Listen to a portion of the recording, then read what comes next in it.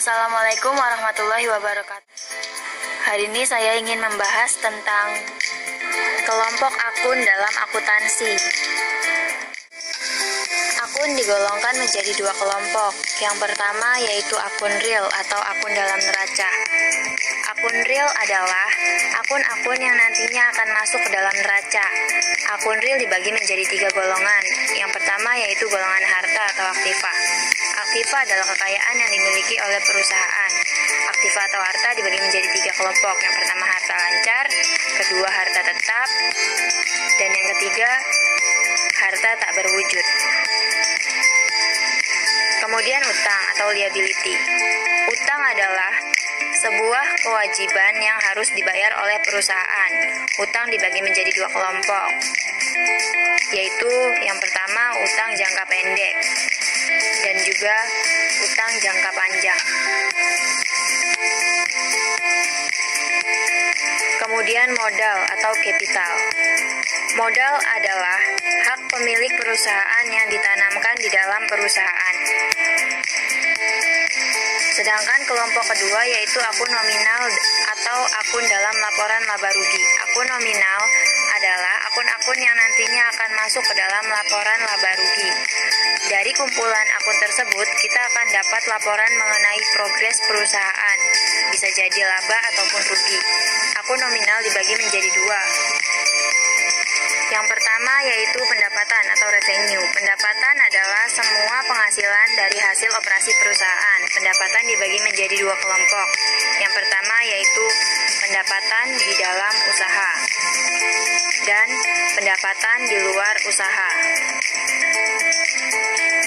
Kemudian beban atau expense.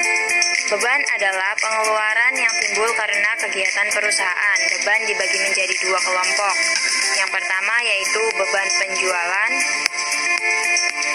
dan beban umum dan administrasi.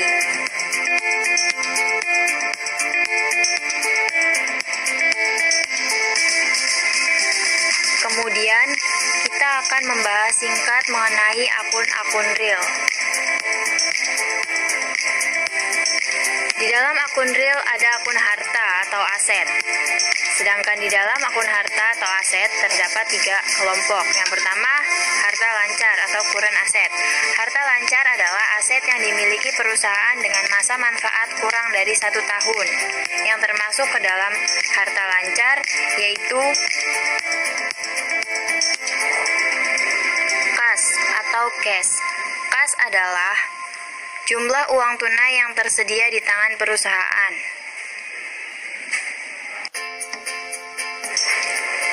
Kemudian kas di bank atau cash in bank. Kas di bank adalah jumlah uang yang tersedia di bank dan dapat dicairkan kurang dari kurun waktu 1 tahun. Kemudian kas kecil atau petty cash. Kas kecil adalah kas yang digunakan untuk kebutuhan rutin perusahaan yang jumlahnya relatif kecil. Kemudian piutang atau akun receivable. Piutang adalah tagihan kepada pihak lain yang timbul karena adanya transaksi penjualan barang secara kredit. Kemudian piutang wesel atau notes receivable. Piutang wesel adalah hak tagih atas janji tertulis untuk membayar pada waktu tertentu dengan jumlah tertentu. Kemudian persediaan barang dagangan atau merchandise inventory. Persediaan barang dagangan adalah jumlah barang yang dibeli perusahaan untuk dijual kembali. Kemudian beban dibayar di muka atau prepaid expense.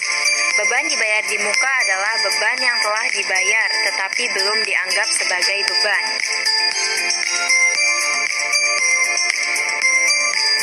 Kemudian pendapatan yang masih harus diterima atau accrued revenues.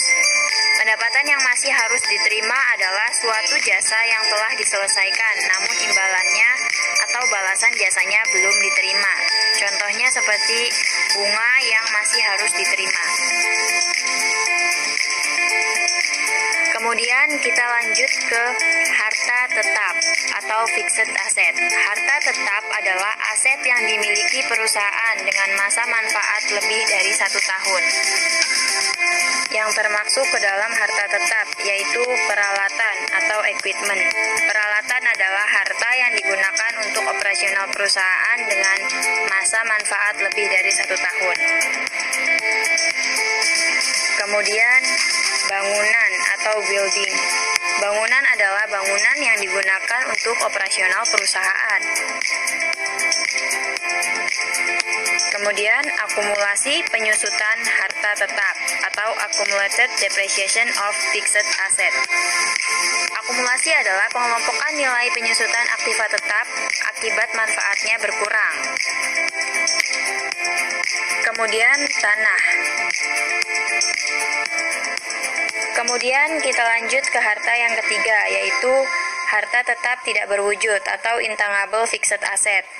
Harta tetap tak berwujud adalah aset yang dimiliki perusahaan dengan masa manfaat lebih dari 1 tahun, namun tidak memiliki bentuk fisik atau bentuk yang nampak.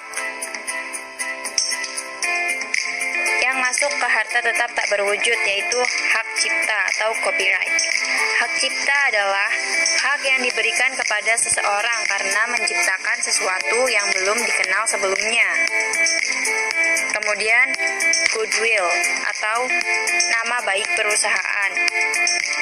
Kemudian hak paten dan merek dagang. Kita lanjut ke akun real yang kedua, yaitu utang atau liability. Utang dibagi menjadi 2. Yang pertama, utang jangka pendek atau short term liabilities. Utang jangka pendek adalah utang kepada pihak lain yang pembayarannya kurang dari 1 tahun.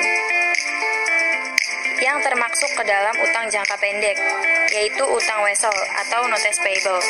Utang wesel adalah utang tertulis dengan perjanjian di atas wesel atau promise. Kemudian, utang usaha atau akun payable. Utang usaha adalah utang yang dilakukan oleh perusahaan kepada pihak ketiga.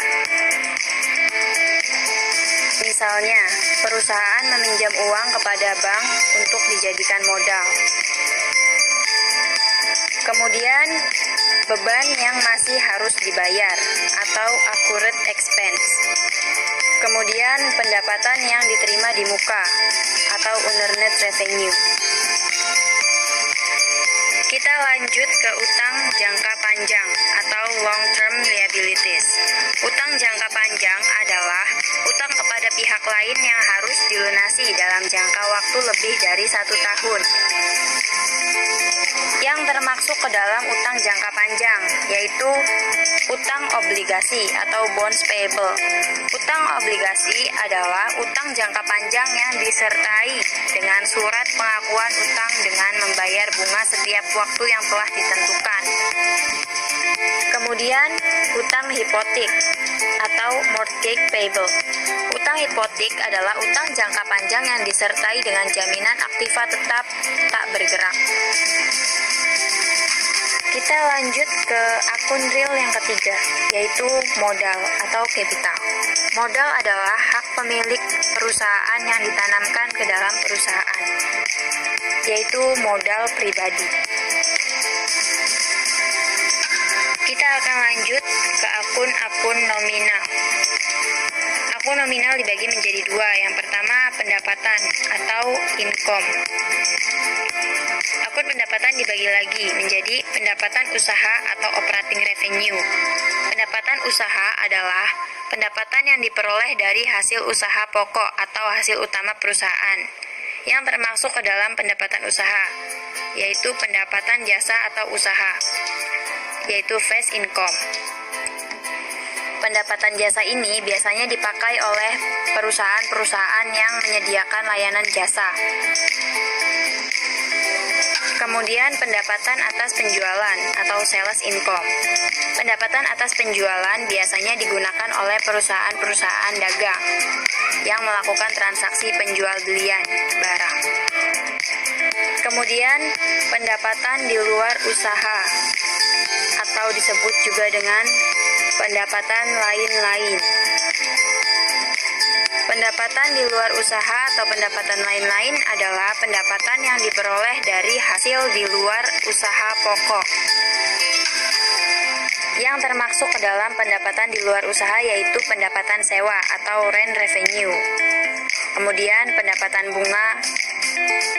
Kemudian penjualan aktiva tetap.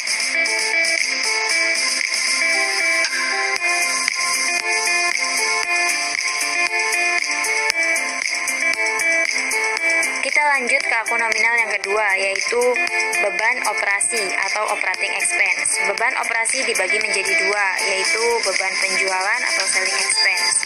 Beban penjualan adalah beban yang terjadi akibat aktivitas penjualan dan pemasaran barang atau jasa, seperti beban iklan atau advertising expense. Kemudian beban gaji bagian penjualan atau sales salaries.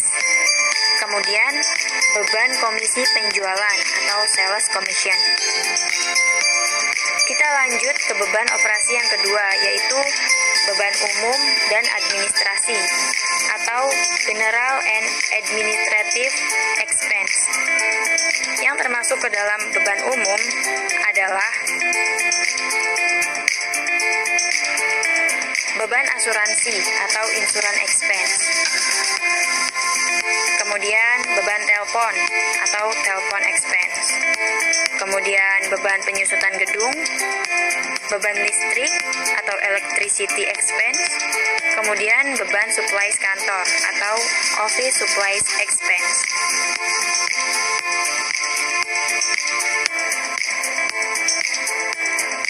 Terima kasih. Mohon maaf apabila ada kesalahan atau kurang lengkap. Jangan lupa like, share, komen, and subscribe. Semoga bermanfaat. Wassalamualaikum. Terima kasih. Mohon maaf apabila ada kesalahan atau kurang lengkap. Semoga bermanfaat. Wassalamualaikum warahmatullahi wabarakatuh.